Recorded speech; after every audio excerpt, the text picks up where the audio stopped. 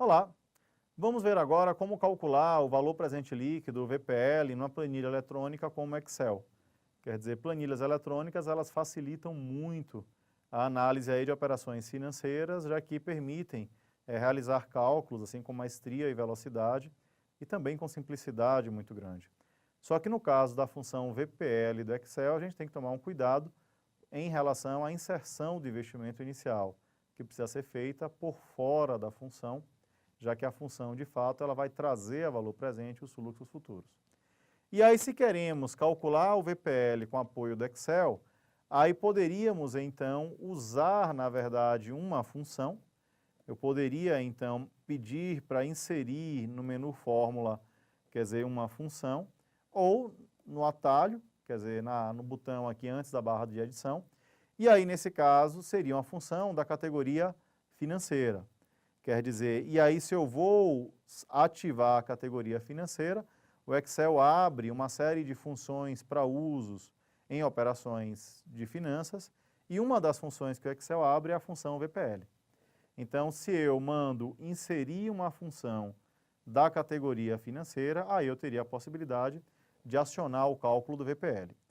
E aí, o que a caracterização dessa função do Excel diz? Que ela retorna o valor líquido atual, quer dizer, presente, de um investimento com base em uma taxa de desconto e uma série de pagamentos futuros. Bom, só que qual é o cuidado que eu tenho que ter?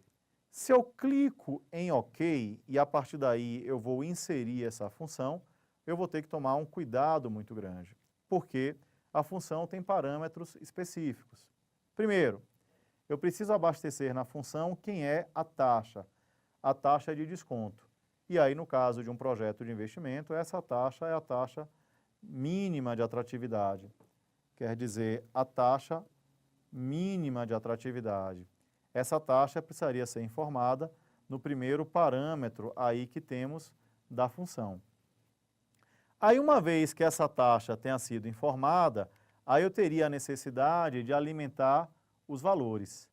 Só que ao alimentar esses valores, aí uma atenção especial. Valores. Valor 1, 2, de 1 a 254, quer dizer, o Excel poderia alimentar 254 fluxos diferentes, distribuídos em espaços iguais, então a periodicidade tem que ser a mesma, então se mensal, mensal, se anual, anual, mas que ocorrem ao final de cada período. Então, se são fluxos que ocorrem ao final de cada período, essa observação aqui chama a atenção para o fato de que não poderemos inserir na função o investimento inicial. Daí o investimento inicial ele vai ter que ser trabalhado por fora da função. E aí, nesse caso, o que é que vamos ter? Uma necessidade de fazer um ajuste para poder obter uma resposta apropriada e correta na função VPL do Excel.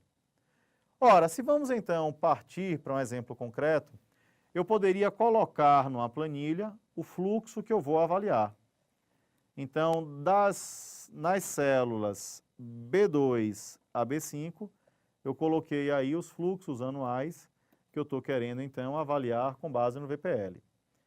Na célula B6, eu coloquei aí o valor da taxa de desconto. E aí, lembrando que se o fluxo é anual, essa taxa tem que estar na mesma base, tem que ser uma taxa anual.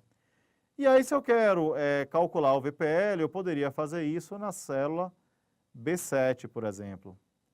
Aí, nessa célula B7, eu poderia, então, calcular o VPL. E aí, como é que eu poderia calcular o VPL? Eu poderia ativar o inserir função do Excel. Ao ativar o inserir função, eu poderia, então, especificar que seria uma função da categoria financeira, onde eu calcularia o VPL. E aí, ao clicar em OK, quer dizer, o assistente aí da Microsoft para inserção de funções vai ser ativado. E aí, quando esse assistente for ativado, aí eu poderia ter a possibilidade de parametrizar. Poderia, então, lançar a taxa, e aí, nesse caso, a taxa corresponde a que célula da planilha? A célula B6, e poderia colocar os valores. Só que nesse caso, qual é o cuidado que eu tenho que ter? A função permite a inserção dos valores a partir do ano 1. E aí esses valores a partir do ano 1 estão em que intervalo da função? O intervalo que vai da célula B3 até a célula B5. 2 pontos aí marca a inserção de um intervalo no Excel. Mas e a questão do investimento inicial? O investimento inicial precisaríamos incorporar por fora da função. E aí, se vamos então parametrizar, aí colocaríamos B6, B3 a B6, e a partir daí, depois de inserida a função, não tem jeito. Uma vez que a função tenha sido inserida, eu posso vir na barra da edição e fazer o acréscimo.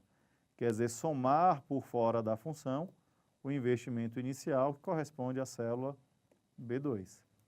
Então, se eu faço esse ajuste, o Excel calcularia tranquilamente o VPL aí que estamos querendo. Quer dizer, o investimento inicial ele teria que ser somado fora da função. E nesse caso, o valor seria de quanto? E aí, se vamos tentar entender o valor, aí ele obteria o valor de 188,96. Quer dizer, lembrando que fizemos um ajuste na função para que o cálculo possa ser feito sem nenhum problema. Usar o Excel em avaliação de investimentos acaba sendo um rito bastante simples, já que é muito fácil usar. Mas esse cuidado eu tenho que ter, quer dizer, de nunca colocar o investimento inicial na função VPL. Quer dizer, com isso, então, vimos a possibilidade de poder calcular o valor presente líquido, VPL, de uma operação com planilhas eletrônicas como o Excel. Bons estudos!